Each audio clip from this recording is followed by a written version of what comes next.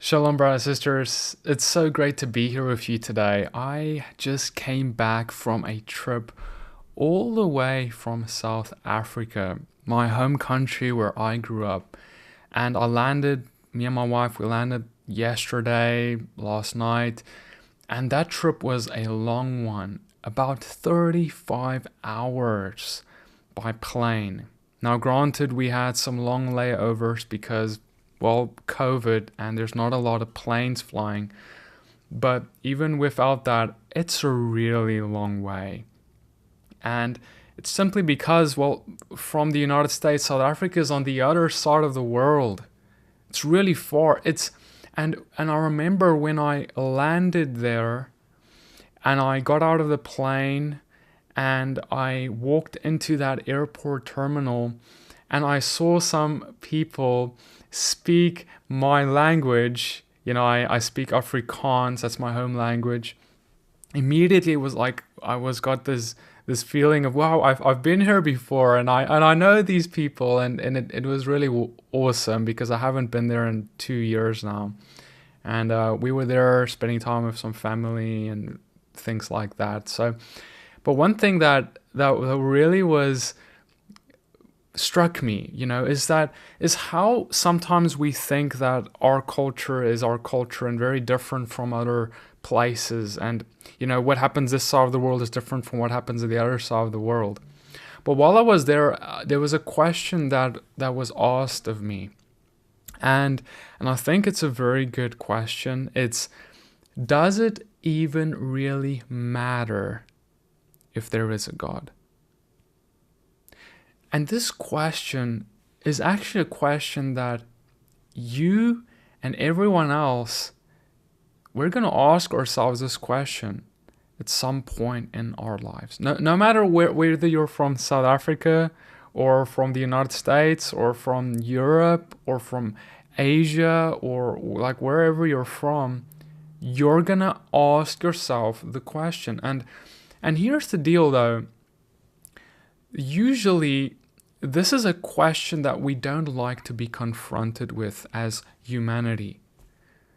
Because if it does matter that there is a God, if it's got some big impact on my life, for some people, it would be easier to pretend like he doesn't even exist. And I want to submit to you that this train of thought is really what happens often within communities of people that do pretend like there is no God. Whether it's by the way they live, or whether it's by even intellectually going to say that they don't believe a God exists. I understand and I respect people's beliefs, but there is a point where we have to really be honest with ourselves intellectually as people and ask ourselves, why do I believe what I believe? And do I believe what I believe because I feel motivated to, because of how I want to live? Or do I believe what I believe simply because it's the truth? Because see, if you really want to live a certain way and do certain things in life, and there is a belief system that does not accommodate that, well, you're gonna, as a man, a fallen man, like, we're gonna try and get away by our nature. We're gonna try and not believe that. We're gonna say, well, that's not real, that's not true, even if it is, so that we can get away with living however we want to live. As people, we are inherently selfish, even dishonest, not just to others, but sometimes even to ourselves. And in this video, we're going to talk a bit about this question of, does it really matter if there's a God? And we're going to really go for it here. And I want you to challenge yourself intellectually with this question. So first, it starts with the question really of, well, is there a God? And then, does it matter? Well, firstly, is there a God, right? It's interesting. Like, if you look at what the Bible says, Romans 1 verse 20, Paul writes, For his invisible attributes, namely his eternal power and divine nature, have been clearly perceived ever since the creation of the world in the things that have been made, so they are without excuse. So Paul is writing, is saying that, well, who God is, his invisible attributes, his eternal power and divine nature has been clearly perceived from the beginning in nature itself, and no one has an excuse. No one can say there is no God because can be observed within his creation. That's what he is saying here. You see, for example, it is really difficult, in my opinion, right? My 2 cents, take it for what it's worth. I think it's really difficult to go and say that there is no God, considering something as simple as, or maybe not as simple, as complex as the human body. You look at the human body, you look at this system, if you will, look at just the brain, look at just the eye, how you're perceiving me, you're looking at me through this thing called the eye. The eye is so complex, we as people cannot replicate it. We cannot make that. The brain, your brain, my brain, it's such a complex thing that we can't replicate it. We can do amazing things as people. Technology has brought us so far, but we can't replicate the brain. We can't replicate anything that is life, or what they would call biology. There's all these things, these patterns that shows us there was someone who designed us. If you're a person, you love music. I was speaking to a guy the other day, he loves music, and I told him, listen, if you're listening to a song, maybe it's rap or hip hop, maybe it's a classical music, or maybe it's rock music, whatever kind of music you're listening to. If I told you, considering the pattern, considering the melodies, the change of musical structure and everything that goes into a good song, that I could just make a bunch of notes, it would one day just fall out of the sky, and it would just fall onto this page, and it would be this beautiful structure of melody and song, and it would just become that without anyone who made it or organized it, composed it. You would tell me that would never happen. You can give it 1,000, 2,000 years, you can give it 1,000,000 years. It's not going to happen by itself. Because why? Because you know that there's someone who sat down with a piano or whatever instrument and thought it out, spent hours with their intelligent mind considering every aspect of this song and its composition. So we can all agree on that, but yet when we look at things far more complex, far more complicated, we will say, oh no, I don't know, I can't think there's a designer, I can't think there's intelligence behind it. It was just by chance. That's what the world would tell you. If I dealt you straight A's, with cards, 20 times in a row, but with a normal deck of cards, you would say, Petey, you're cheating. There's something wrong. Your hand of cards has been messed with, right? But it's like that. The odds of you being created and this world existing around you the way it is, the odds of you being here, the odds of you having a consciousness, all the odds of everything, the fact that we're sitting here right now, the odds of it actually happening by random chance, it's like so much greater than even giving you 20 aces, a deck of aces 20 times in a row. A hand of 20 aces 20 times in a row. But yet, we say, no, it can't be that there's a God. What about the fact that in our experience, life has always come from life? Have you ever in your experience on this earth perceived that there was a life that came from nothing? That there was a life that came from, or just from, non-life. In other words, something that is not alive produced something that is. That's never happened, never been perceived. Yet that's what we say happened. That there was just some accident that created life. I want to submit to you that there was always life, that is God, and He produced life. There was always an intelligent designer, a creator, that produced a creation. And what about just simply your consciousness, the fact that you're here, you're listening to me, you see me, you're listening, and when you look at your hands, you perceive that you are a person, that you are you. Like, I am me and you are you and someone else is someone else. And we are different people. And you looking at yourself, you perceive that you have a soul. You perceive that you have a spirit, that there is you are someone. You have a consciousness. You're not just an empty machine. That should tell you something, that if you have a consciousness, that you are valuable, that you have a purpose, that you dropped into this world. One day you woke up and you were here. Was it just a chance? And you look at yourself and this is just a chance and there's nothing special about this? I mean, you would say there's something very special about a masterpiece of composed music. You would say that's very special, that's wonderful. But then we would say it's not special to be able to look at our hand like this and look at and perceive our body, perceive that we are someone, that we could do things.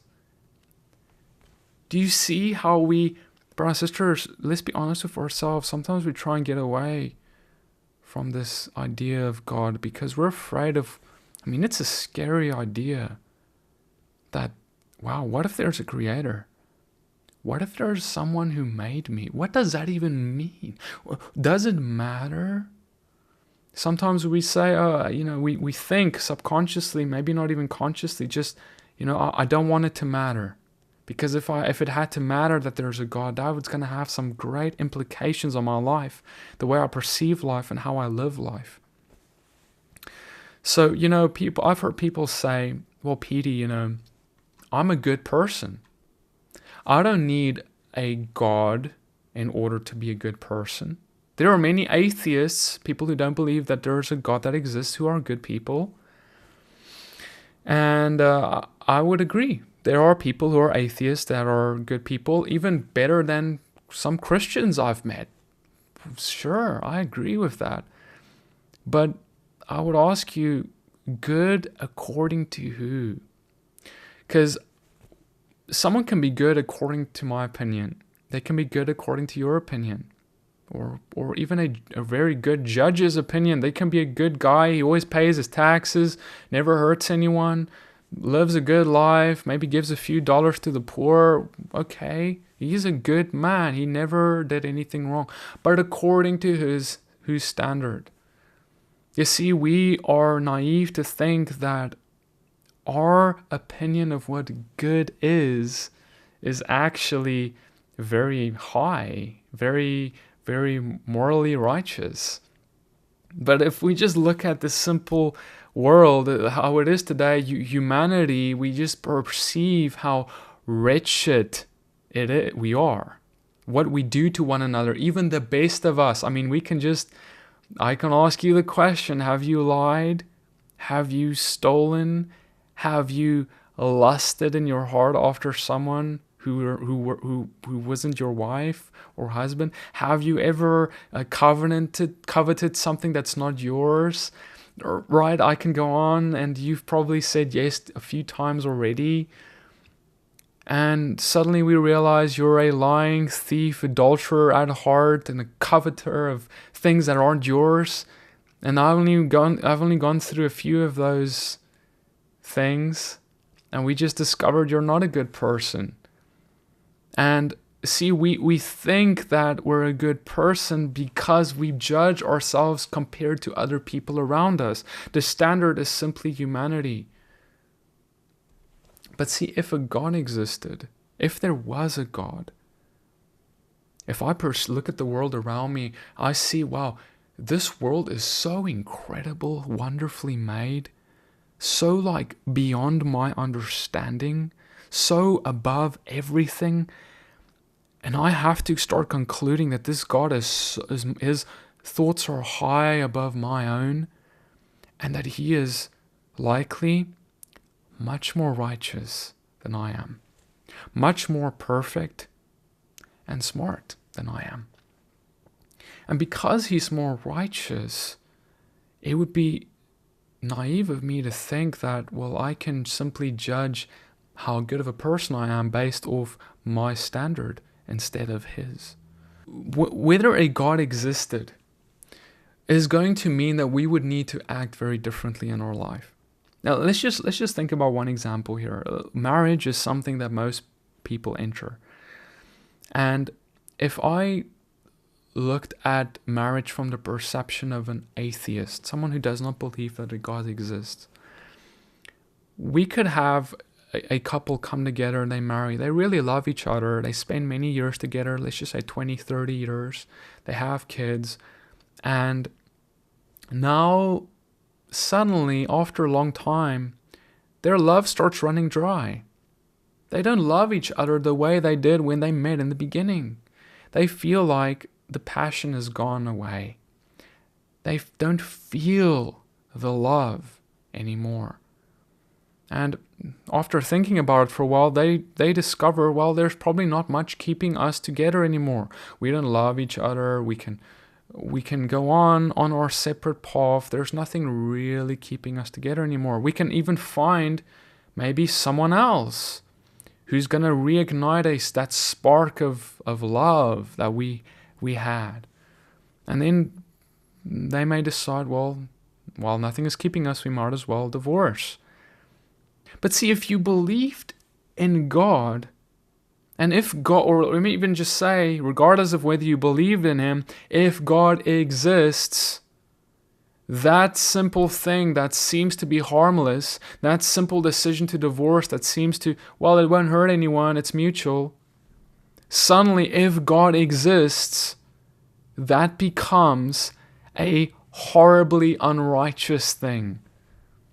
Because if God exists, and God indeed did give marriage to humanity as a gift for a man and a woman to come together and become one flesh, and to be a covenant, not only between them, but between them and God, now suddenly it's not just something that can be broken. You see, the breaking of a covenant is not something that we could just do. That would be an unrighteous thing if we just decide to do it because we don't feel like loving someone anymore.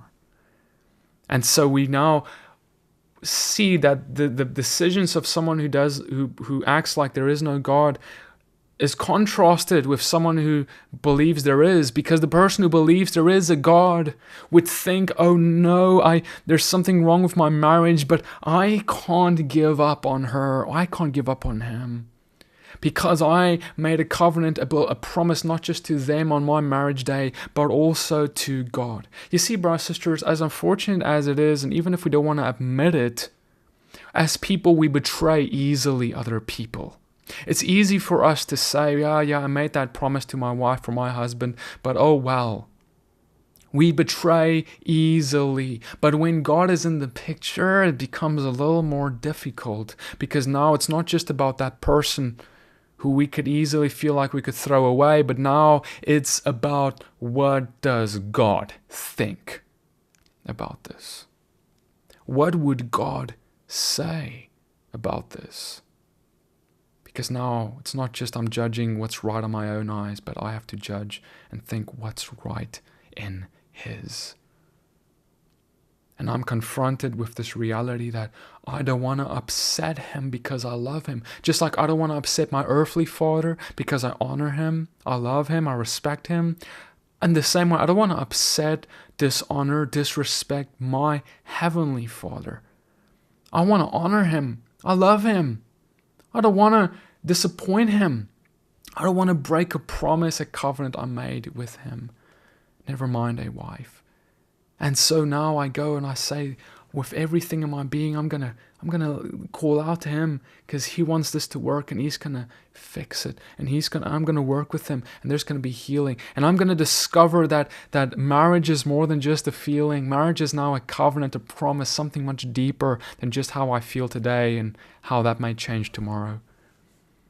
You see, brothers and sisters, just with this one thing, we realize that God's standards are higher.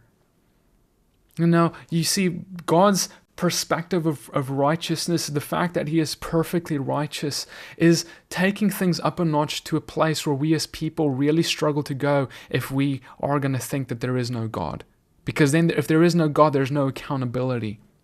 You see, will you do the right thing when you have nothing to gain? If there is no God, there is no one who has a higher power, who has higher standards than you, well, you will do righteousness, all right. Oh, you'll be a good person. But the moment that it's going to very negatively affect you, you'll compromise. You see, we want to be good, but when we're going to start losing out a lot on what we want in life, well, we can compromise a little bit on being good. We can be a little less good. But see, God calls us to be good even when we have nothing to gain, and even if we may have something to lose in this world by it. But you see, the need to be righteous in God's eyes extends even when it means not to be fair to yourself. You see, let's just take a simple example. Let's just say you're sitting at a restaurant. You're being served a meal, and you're paying for that meal. It's an expensive restaurant, and you're happy to pay. It's really good food. It's a really good place. You're all that, right? And suddenly you start realizing the service is so bad. The waiter is late. The waiter takes long. The food takes long. The waiter is even being nasty to you. The waiter is disrespecting you by the way you're being treated as a paying customer. And by the end of the meal, when it comes to writing a tip on that bill, you think, I'm not going to tip this person who has given me horrible food, served it late, been disrespectful. They don't deserve it. I don't need to be good to them. You see, that's how we think about being good as people. Thank goodness that God did not act like we do. Because if God acted that way towards you, you'd be sitting in hell right now. You see, brothers and sisters, because when we sinned against him, when we put him on a cross, when we chose Barabbas instead and say, crucify Yeshua, we betrayed him as far as we could. He was innocent, but yet we betrayed him. We put him on a cross. But still he said, Father, forgive them. They don't know what they do. And even when it was unfair to Yeshua, because he deserved justice, he deserved to have everyone die who put him on that cross, yet he said, forgive them to his Father. He extended mercy, grace to them. Even when it was unfair to him, we would say, that's unfair. Yet he did it anyway, because that's what perfect righteousness looks like. And it's something that no other God, no other religion, if you will, in this world portrays. That perfect righteousness without excuse to that dimension is only found within Jesus Christ, Yeshua the Messiah, and what he has done for us. So brothers and sisters, I want to ask you the question that if there is a creator, what would it mean for your life today?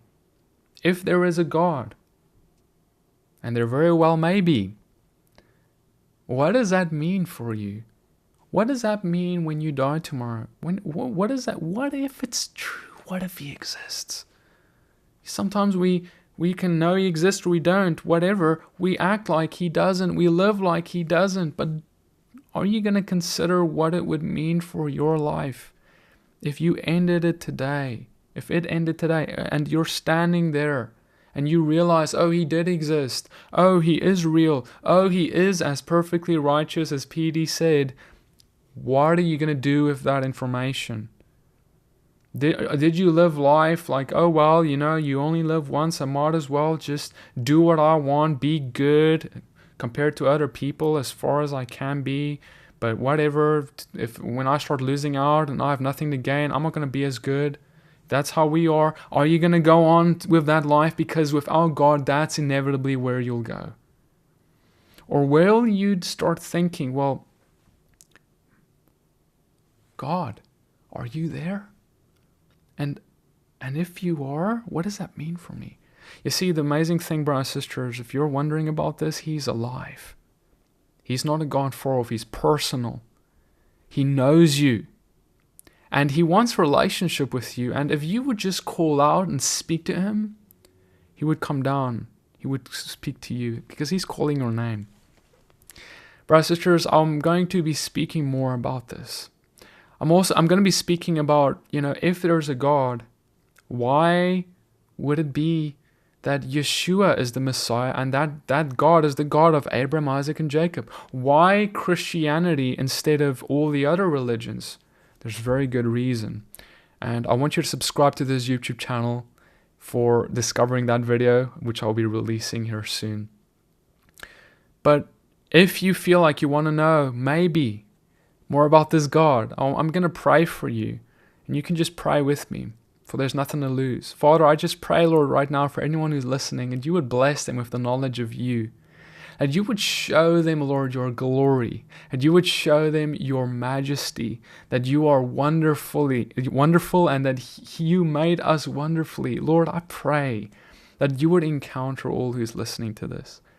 And Father, I thank you, Lord, that following you is a blessing. It changes our lives for the good. And Lord, I pray, Lord, that you would convict anyone right now who you're calling and show up in their life in a majestic way. Pray in the name of Jesus, Yeshua the Messiah. Amen. I hope that this video has blessed you. Consider sharing it with a friend who may also have this question of whether there's a God and if it even really matters.